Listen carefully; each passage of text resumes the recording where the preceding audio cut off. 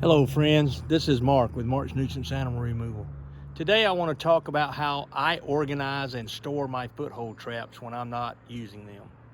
Let's go in the shop right quick and take a little look at how neat and how easy it is to store them if you use milk crates the way I like to do it. So let's head inside the shop.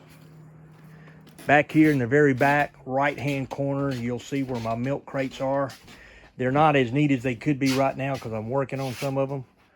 But each of those milk crates there, except for this one over here, has 12 traps in it. They're fairly easy to carry, they don't weigh too much, and they're very easy to count. 1, 2, 3 crates, 36 traps, you know exactly where you are. There's Oneida Victor number 3s, a little bit larger trap than a 550, but they store 12 very easy. My Duke number 4s, same thing, a little bigger trap, a little taller trap, but 12 fits in there very easy. Here's my workhorse. These are the ones I use 85% of the time on the trap line.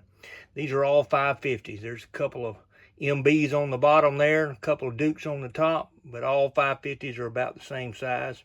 They store 12, very easy. You can see the extra room they have in there. You can stack another milk crate on top, very, very easy. If you want a little more weight, use up a little less room, you can put a 4th layer of traps in there like that.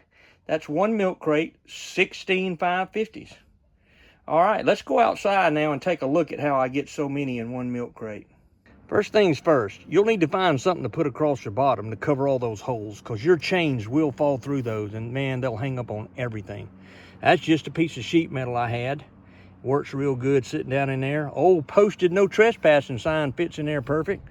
This one right here has just a piece of cardboard and it holds the chains. Let's get started with layer number 1. Each layer will have 4 traps. I set them like this at an angle with the edge of the trap over in the corner of the milk crate. So let me add 3 more and show you what I'm talking about. All right, there's the first layer. Traps are diagonal in there. They point towards the corner of the traps, and what you're going to do is take your next layer. They're going to be upside down. Take the base plate without the dog and point it towards the milk crate, and that trap just sits right in there. You can drop your chains down in the middle or wherever they'll fit. So that's what your next layer is basically going to look like. So let me add 3 more and show you that.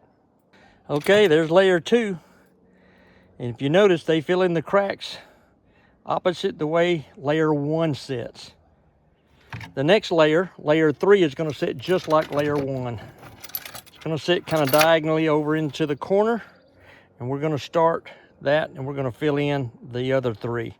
I know you're wondering why your traps have mint green on the bottom. Well, so do my milk crates. That's when me and my partner go out on a job. His are white. We can keep our traps and our crates separated and go home when the job is over. Okay, there's layer number 3. 3 layers of 4 traps. And there's 12 traps in that milk crate. Plenty of room here. You can put a 4th layer. I'll go ahead and do that. I'll show you what 16 looks like.